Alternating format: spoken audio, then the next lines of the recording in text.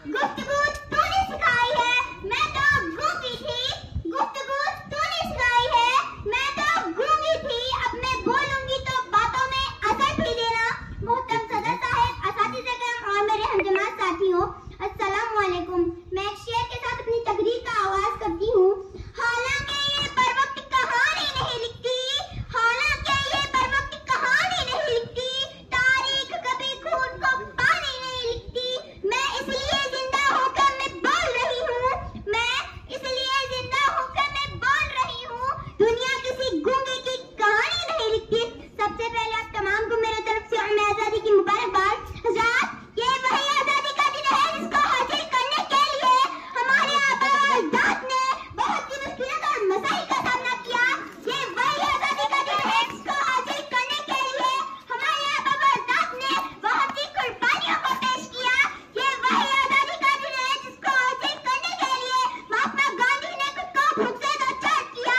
ये वही आजादी का दिन है जिसको हासिल करने के लिए अशफाकुल्लाह खान ने फांसी के फंदे को चूमा।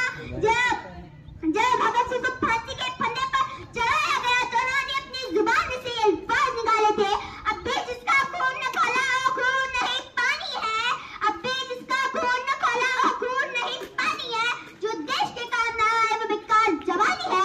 सामईन, हिंदुस्तान की तारीख बोल रही है कि उस हिंदुस्तान को आजाद कराने में बहुत से लोगों ने अपना रोल अदा किया।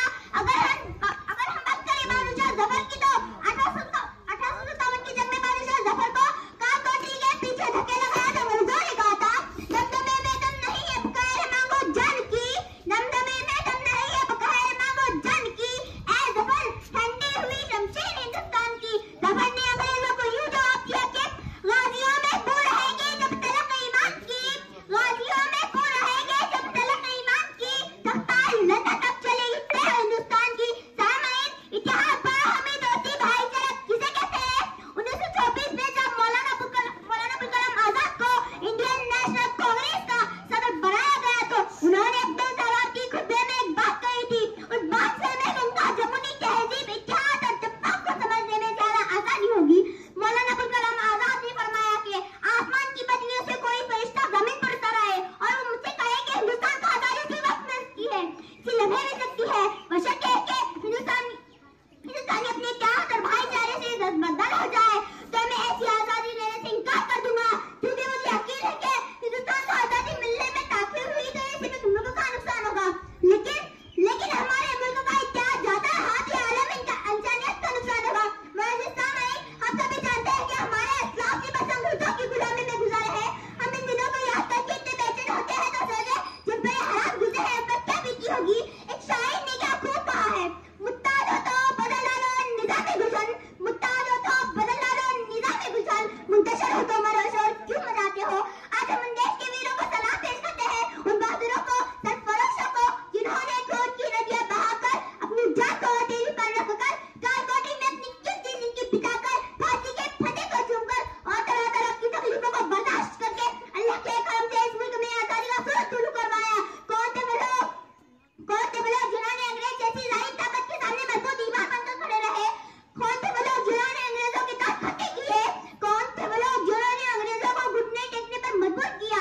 आपको मालूम होगा कि वो हिंदू होंगे, मुसलमान होंगे, सिख होंगे, ईसाई होंगे, मगर सच्चाई ये है कि वो सच्चे भारतीय होंगे, वो सच्चे लीडर होंगे। बस मैं हालात को मद्देनजर रखते हुए कुछ अशार के साथ अपनी तकरीर खत्म करती हूँ।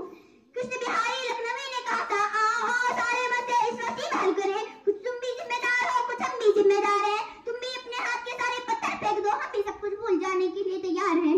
साहिर ने कहा था, खून अपना हो या पराया हो, नस्ले आदम का खून है आखिर, खून अपना हो या पराया हो, नस्ले आदम का खून है आखिर, जंग मशरिक में हो या मगरिब में अपनी आदत का खून है आखिर। टैंक आगे बढ़े कि पीछे हटे को धरती की बात होती है, बतख का जश्न हो के हर का सोच जिनकी मयता पे रहती है। जंग तो एक खुद ही मसला है, जंग क्या मसलों का हल देगी, आग और खून बख्शेगी, भूख और एहतियात कर देगी। इसलिए